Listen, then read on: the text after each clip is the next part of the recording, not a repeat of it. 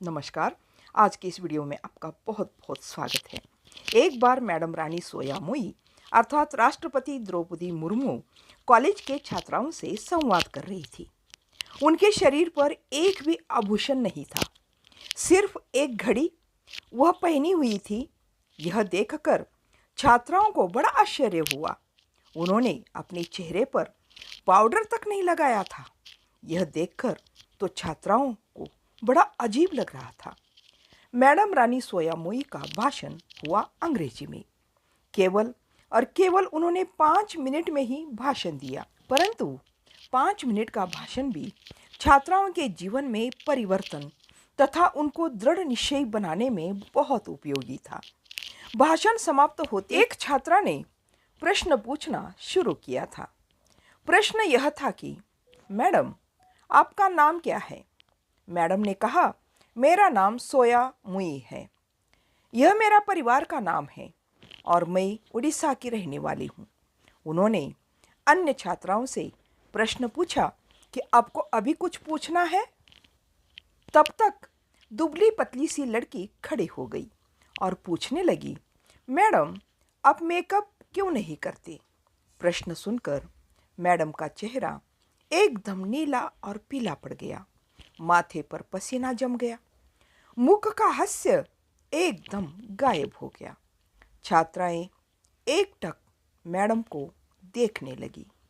Madam ने table पर रखी पानी की बोतल उठाई और पानी पीने लगी। फिर उन्होंने एक नज़र सामने बैठी हुई छात्राओं की तरफ घुमाई और प्रश्न पूछने वाली छात्रा को बैठने का इशारा किया।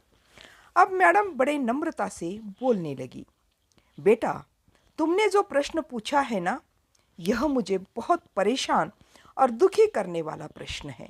यह तुम्हारा प्रश्न ऐसा है कि इसका उत्तर मैं एक शब्द में नहीं दे सकती। इसके लिए तुमको मेरे पूरी जिंदगी की कहानी सुननी पड़ेगी। तो मुझे बताइए, क्या आप मेरा गाथा सुनने के लिए आपके आयुष्य में के 10 मिनट देना चाहेंगे? सब छात्राओं ने उत्तर दिया, हाँ जी, हाँ जी। तब मैडम बोलने लगी, मेरा जन्म उड़ीसा में एक आदिवासी परिवार में हुआ था। हाँ, मेरा जन्म कोडरमा जिले के एक आदिवासी परिवार में एक झोपड़ी में हुआ था। हमारे झोपड़ी के पास ही मिका नाम की एक खदान थी। मेरे माता पिता दिन भर उसी खदान में काम करते थे। मुझे 2 बड़े भाई और एक छोटी बहन थी। हम सब परिवार एक छोटे से झोपड़ी में रहा करते थे। उस झोपड़ी में बारिश के दिनों में पानी भी ठहर जाता था। मेरे माता पिता दोनों भी उस खदान में काम किया करते थे, परंतु पगार उतनी नहीं मिलती थी। उस पगार से हम सबका पेट भरना भी मुश्किल हो जाता था। मेरे माता पिता को दूसरा काम भी नहीं मिलता था, इसीलिए उनको वही काम करना पड़ता था। वह काम बहुत कष्टदायक था। उस काम में बहुत मेहनत थी। सबसे निचले दर्जे का वह काम था। उस समय मैं 4 साल की होगी। तब मेरे माता पिता और दोनों भाई अनेक बीमारियों के शिकार हो गए। उस समय उनको यह नहीं पता था कि उनको एक बीमारी ऐसी भी हुई थी जो खदान में काम करने वालों को धूल के कारण हो ही जाती है। उसके बाद 2 साल के अंदर ही मेरे दोनों भाइयों की मृत्यु हो गई। कॉलेज की सब छात्राओं के आंखों से आंसू टपकने लगे थे। मैडम बोलते जा रही थी। मैडम बताने लगी, उस समय हमारे नसीब में एक समय का खाना भी नहीं था। कभी कभी सिर्फ पानी पीकर हम सब सो जाते थे। मेरे दोनों भाई गंभीर बीमारी तथा भूख से ही इस दुनिया को छोड़कर चले गए। मेरे गांव में डॉक्टर क्या, एक स्कूल भी नहीं था। क्या आप ऐसे गांव के बारे में सोच सकते हैं जिस गांव में डॉक्टर, शाला, बिजली, ये सारे शौचालय तक नहीं थे? एक दिन पिताजी ने, जो भूख से व्याकुल थे, उन्होंने मेरे सूखे हुए हाथों को पकड़ लिया और खदान में ले जाकर काम करने के लिए छोड़ दिया। यह एक खदान बहुत बड़ी थी। बहुत उस खदान का दिनों दिन नाम खराब होते जा रहा था। यह बहुत प्राचीन खदान थी। खोद खोद कर यह खदान पूरे पाताल तक जा पहुंची थी। मेरा काम था उस सुरंग में घुसकर खदान में पड़े टुकड़ों को एक जगह लाकर जमा करना।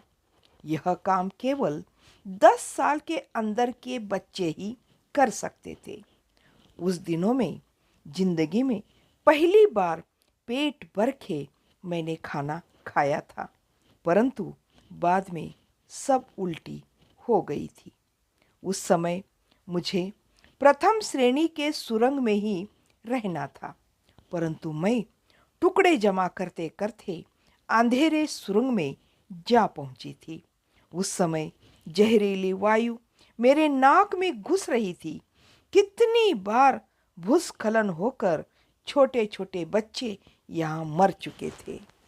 कितनी बार मैंने खुद देखा है कितने बच्चों की मृत्यु उस जहरीली वायु से हुई थी, परंतु यह सब बातें, घटनाएं हमारे लिए नई नहीं थी, बिल्कुल सामान्य हो गई थी। उस समय वहाँ के लोगों को दिन भर 8 तास मेहनत करना पड़ता था, परंतु उस मेहनताना से एक वक्त का भोजन भी नसीब नहीं होता था। उस समय मैं जहरीली वायु और खाना भर पेट न मिलने के कारण एकदम दुर्बल हो गई थी। 1 साल के बाद मेरी छोटी बहन भी उस खदान में मेरे साथ काम करने लगी। अभी अभी थोड़ा मेरे पिताजी को आराम लग रहा था। फिर क्या, पिताजी, माँ, बहन और मैं सारे परिवार उस खदान में काम करने लगे। और खाना मिला तो ठीक, वरना बिना भोजन के भी हम रहने के लिए मजबूर हो गए थे। परंतु नीति ने फिर पासा पलटा। उसे दूसरी तरह से परीक्षा लेना शुरू की। उस दिन मुझे भयंकर बुखार आया था, जिस कारण मैं काम को नहीं जा पाई। अचानक जोर की बारिश शुरू हुई। खदान में हजारों श्रमिक फंस गए थे। देखते ही देखते खदान गिरने लगी और हजारों श्रमिकों की मृत्यु हो गई थी। उसी में मेरे पिता, मेरी माँ और मेरी बहन भी थे। यह सब बताते समय मैडम की आंखों से आंसू बह रहे थे। सारी छात्राएं भी रो रही थी। मैडम फिर कहने लगी, मेरी प्यारी बच्चियों, आपको यह बात ध्यान रखना होगा कि मैं तब केवल 6 साल की थी और सरकार द्वारा स्थापित छात्रावास में मुझे रखा गया था। वहीं पर मेरी पढ़ाई हुई। मेरे पूरे गांव में पढ़ी लिखी लड़की मैं अकेली थी और आज मैं आपके सामने खड़ी हूँ। मैडम कहने लगी कि आप सोच रहे होंगे कि मेकअप का और इस घटना का क्या संबंध होगा। आपने सही पूछा था, आप मेकअप क्यों नहीं करती? तो सुनिए, बचपन में मैं और मेरे जैसे छोटे छोटे बच्चे खदान में काम करते थे। उस टुकड़ों को जमा करते थे। उस टुकड़े यानी मोती के समान दिखने वाले सिलेकट खनिज थे वे। इस सिलेकट का उपयोग बड़े बड़े कंपनियों में मेकअप के उत्पादन में किया जाता है। आपकी त्वचा चमकदार करने के लिए कितने बालकों के स्वप्न खिलने के पहले ही समाप्त हो जाते हैं। आज भी यह काम हो रहा है। तो फिर बताइए, मैं कैसे मेकअप कर सकती हूँ? भाई बहन, पिताजी, माँ के याद में मैं पेट भर खाना कैसे खा सकती हूँ? शरीर पर आभूषण डालकर कैसे घूम सकती हूँ? इतना कहकर अश्रु भरे नयनों से मैडम चलने को तैयार हुई। छात्राओं की आंखों से ही आंसू टपक रहे थे। कुछ सालों बाद यही मैडम भारत के गणराज्य देश के पहले नागरिक बन गई। महामहिम द्रौपदी मुर्मू, भारत गणराज्य राष्ट्रपति। तो आपको ये वीडियो कैसा लगा? अच्छा लगा तो लाइक शेयर कमेंट ज़रूर करें। नए हो तो सब्सक्राइब करें। धन्यवाद।